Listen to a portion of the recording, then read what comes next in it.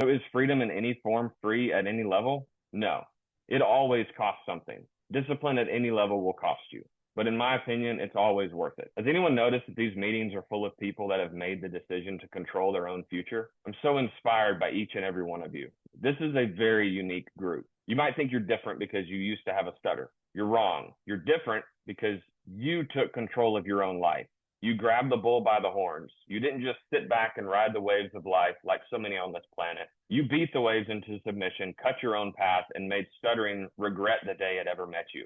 I'm honored to know each and every one of you, and I'm so proud of how far you have all come, and I'm so excited to see where you'll go. So let me end with a question. With the discipline you've already developed with the neuroscience method, what freedoms have you gained? I'll answer the question first for myself. I have the freedom to speak to anyone I want at any time. I have the freedom to walk into a room and start introducing myself to perfect strangers. I have the freedom to get up and speak publicly. I have the freedom to live my life how I want to. Wow, what a fantastic speech, Clifton. Very inspiring, very heartfelt. Really appreciate it. It's a shame that we had to wait 3 years because I think that is the last time you did a Sam Talk. And wow, what a Sam Talk it was, especially towards the very end. Very thought provoking. And to answer your question, I just feel so refreshed just to, because we all been there where we're grocery shopping and we're looking for a specific item. And as a stutterer, you really don't want to ask an employee, where can I find this? Because, if we do that, we risk embarrassing ourselves with blocking, repeating, and forcing all our words. But thanks to Lee Lovett's brilliant neuroscience method, now anytime that I want to find a specific item in a store, I no longer have to wait an extra 5 or 10 minutes to find the item. I'll just go to a random shop employee and say, hey, do you have this item in stock? And just like that, I get what I need. So again, thank you for a very informative talk. And you two are also a brilliant certified stuttering therapist. Thank you, my friend. Thank you, Danny. That's very kind, and that's great to hear. I'm the same way. Ordering food or asking for something in a restaurant is a stutterer's nightmare, and it's so freeing to be able to do that anytime. Talk was brilliant.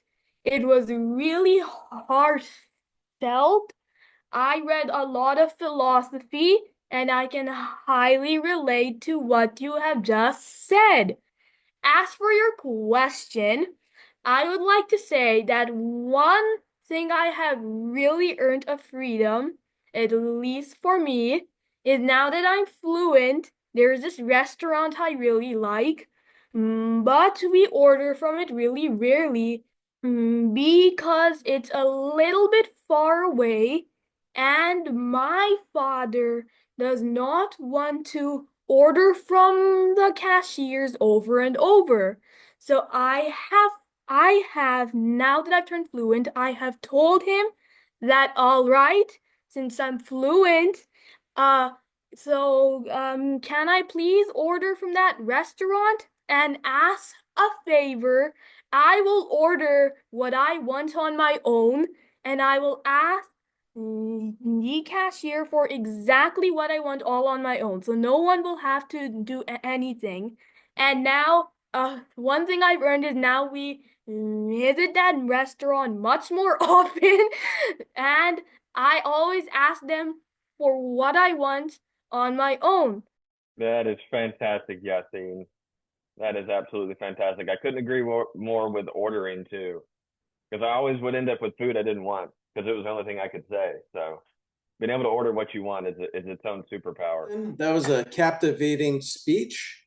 That is the most American speech I've heard in these rooms, and I loved it. Your speech reminds me of what Abraham Lincoln said.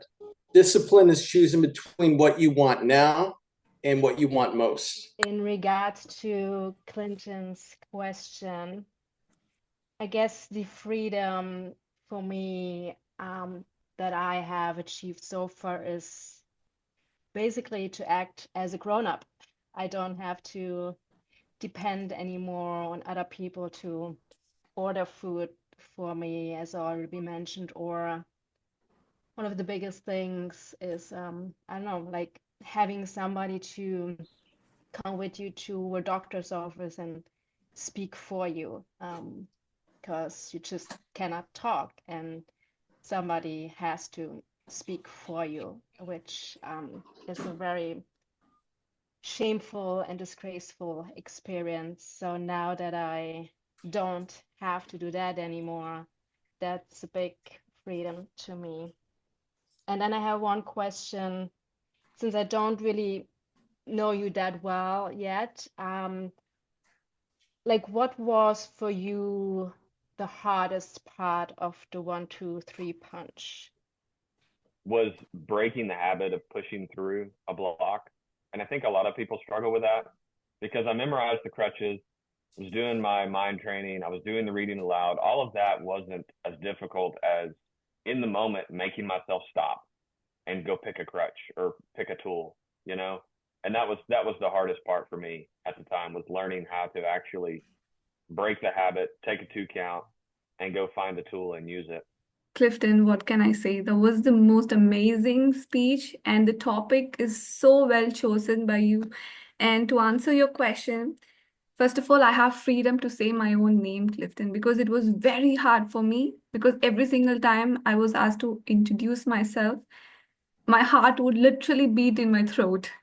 So I would be that nervous. So I can say my name anywhere, anytime now.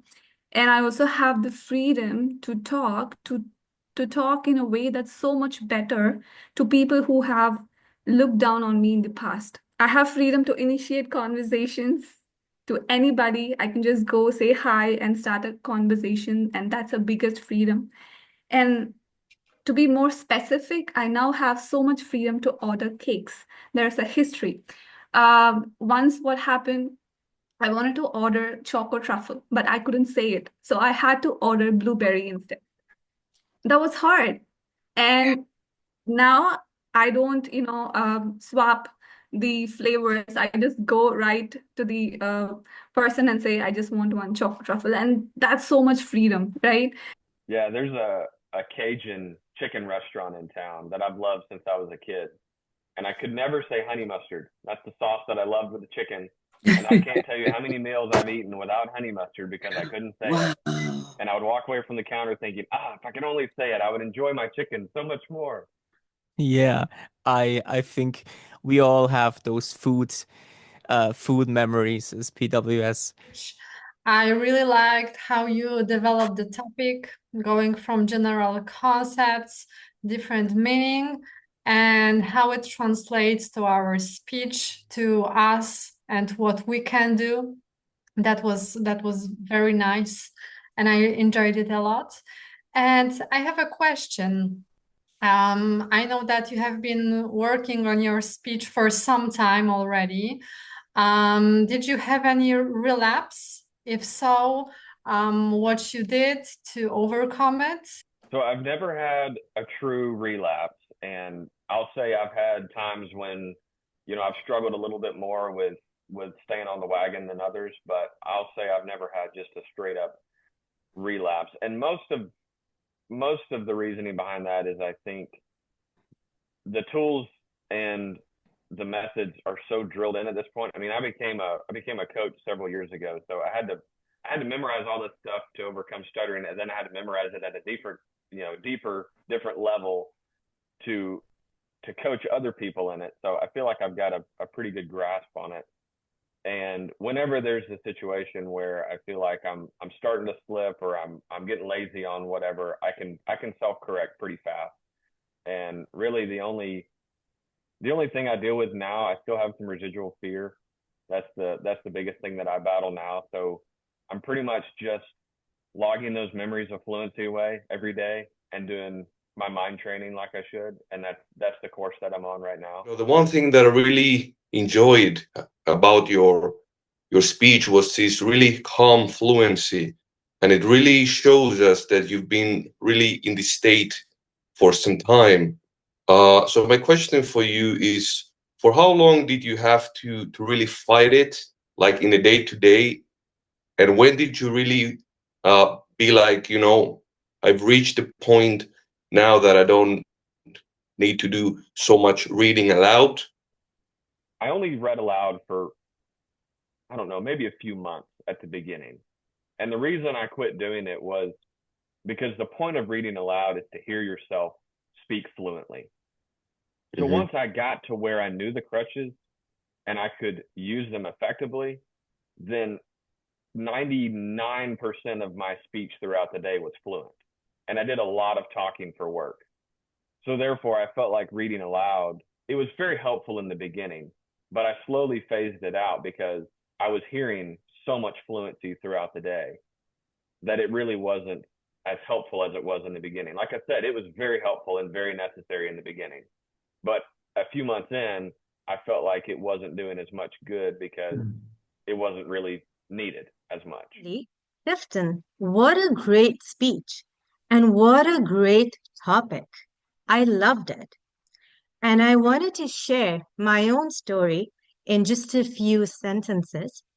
I think for me, freedom was when I was first able to share what I did over the weekend with a few colleagues. In the past, I struggled to share stories about myself, particularly at work, particularly in meetings when there was very little time. But I have now started to share more and more because I really want to speak. I am enjoying speaking, and I think that is the best part. I have a question for you. You had mentioned you talked about discipline, and my question is, when there is a setback, how do you pick yourself back up? And how do you stay disciplined? So that's a fantastic question. And I would say the best advice I could give is to go back to the basics. Anytime you get in your head about the specifics of, accomplishing something that you're trying to get to and you're getting kind of bogged down in the weeds, go back to the basics. So whenever there's any kind of relapse or any kind of bad day, that you would count yourself as having a bad day with your speech, go back to the basics, go back to the tools, go back to reading aloud, like Lee said, go back to the mind training. That's the best way to do it. And the best example I can give is any kind of skill that you have and you get in your head about it, you get nervous about it.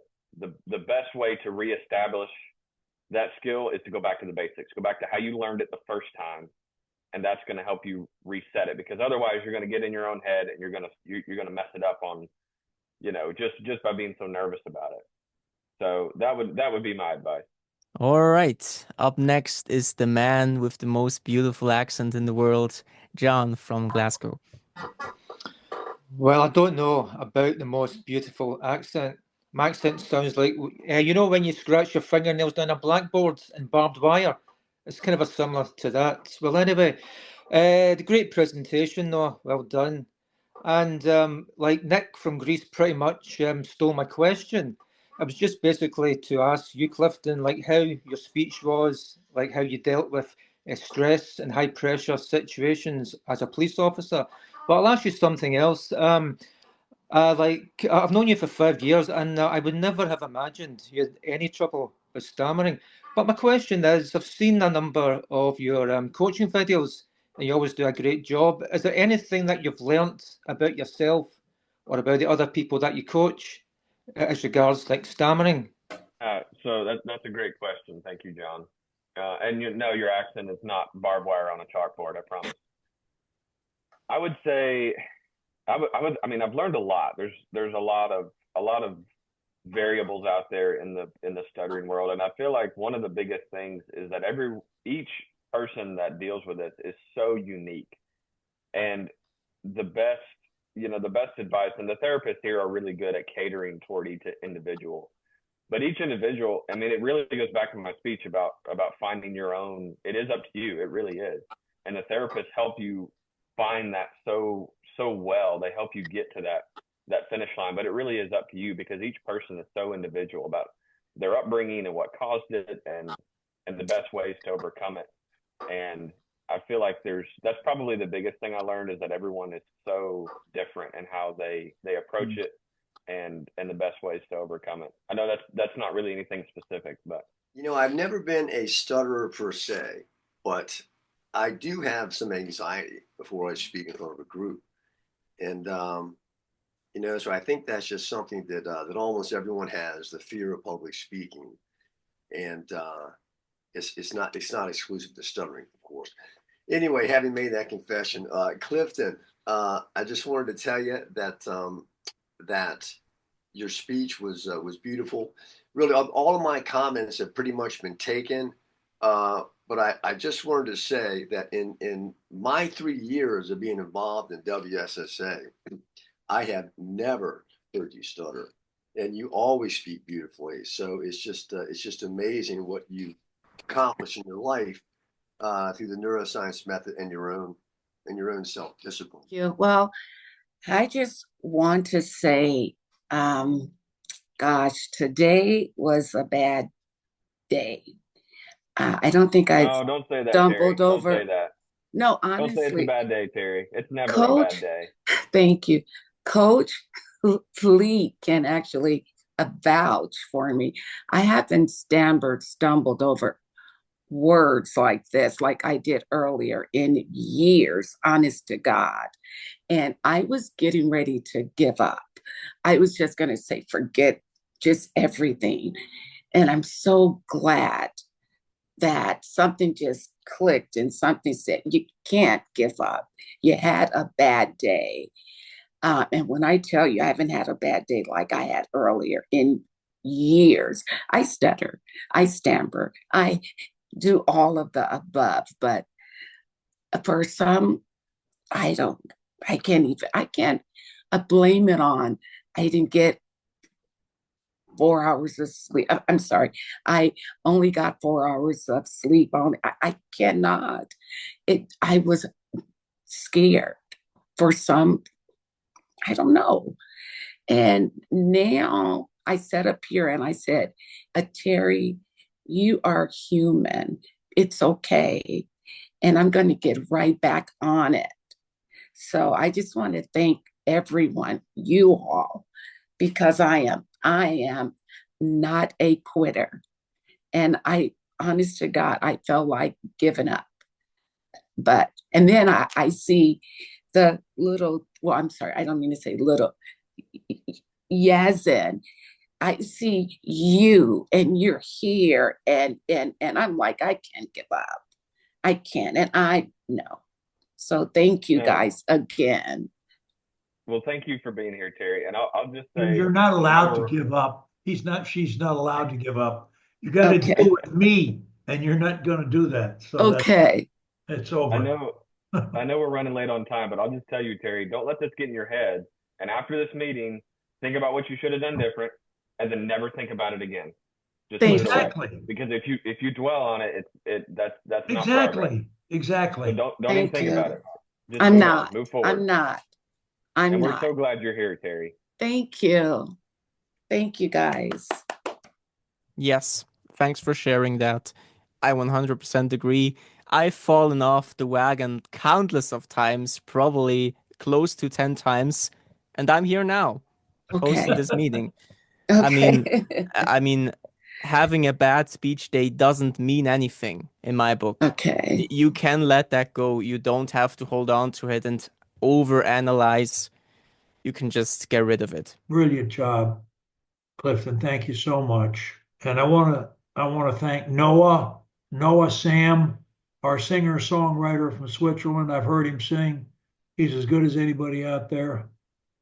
He was on the Voice show on television at one point. He's a super singer. But today he's showing off his fluency, and we're really pleased at how fluent he has become. So thank you, Noah. And thank all the rest of you for coming, and God bless you and have a wonderful weekend. It's now time to close our meeting. I hope that you enjoyed exchanging thoughts with ex-stutterers and those fast becoming ex-stutterers. I will now end with our motto. Feel free to say it along with me. If you can say one word, anywhere, anytime, you can say and love to say any word, anywhere, anytime. Until next Saturday, everybody. Have a great weekend.